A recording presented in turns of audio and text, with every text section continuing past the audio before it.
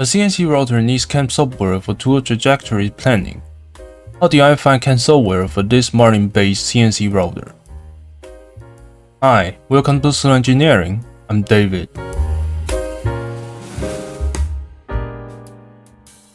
CAM software is necessary to plan the trajectories for tool heads in CNC machining.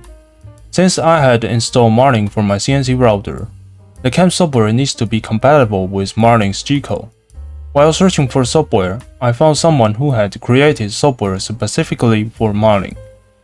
As a result, I decided to use Fusion 360 with Marlin post-processor for MP-CNC. After downloading the post-process, I opened Fusion 360 and switched to the manufacturer workspace. Then, I imported the CPS file into the post column in the NC program.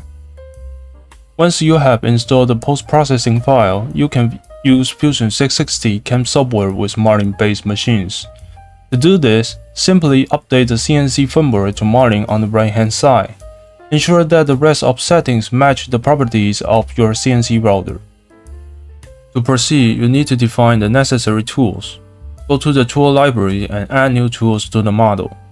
Provide a detailed description of each tool's parameters to ensure proper processing of the workpieces.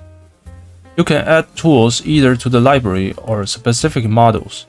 Click New Tools on the top toolbar and select the tool type to add a new tool. Next, fill in the basic properties and geometries on the cutter page. For instance, if you use a single flue flat-end mill, you need to measure its diameter, shaft diameter, overall length, etc. For this type of end mill, measure the length below the holder after installation to the collet. Finally, fill the shoulder and flue length with values according to the picture on the right side. When cutting, single flue end mills produce larger chips. This made the energy left with chips decrease heat dissipation on plastic workpieces. Single flue end mills can also prevent plastic from melting by reducing the cutting surface temperature on both blades and the workpiece. A shorter and larger diameter end mill is preferable for this application in most cases. A shorter length gives the end mill more excellent stability while spinning, and the larger diameter has a lower impact on the workpiece. By providing a detailed tool outline, the shaft and holder work together to prevent collision on the workpieces. Cutting data, which includes spindle settings, speed, and feed rates, is based on the material and tool type. Balancing spindle speed and feed rate is essential to achieve a clean cut on the workpiece. Before painting trajectories, it's crucial to establish a coordinate. You can achieve this by clicking on the Setup button. The project's main objective is to fix tolerance since some 3D printing materials tend to shrink after printing. The CNC router adjusts dimensions to meet set standards. You can utilize contour and face functions with standard tools when aligning models.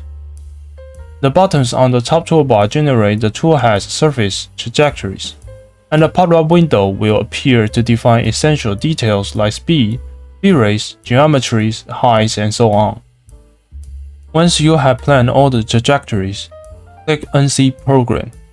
You can generate a G-code for the CNC router by pressing the Post button. Then, check the G-code carefully before proceeding with the operation on the CNC router. These sequences provide an easy way to create toolpaths for workpieces. If you are interested, check the links in the description to have more information. Is there anything important I missed? Please share your experiments or thoughts in the comments below. If you enjoyed this video, please like, share, and subscribe to stay up to date with future DIY content. You can also support more projects by becoming a Patreon member. Thank you for watching, and I'll see you next time.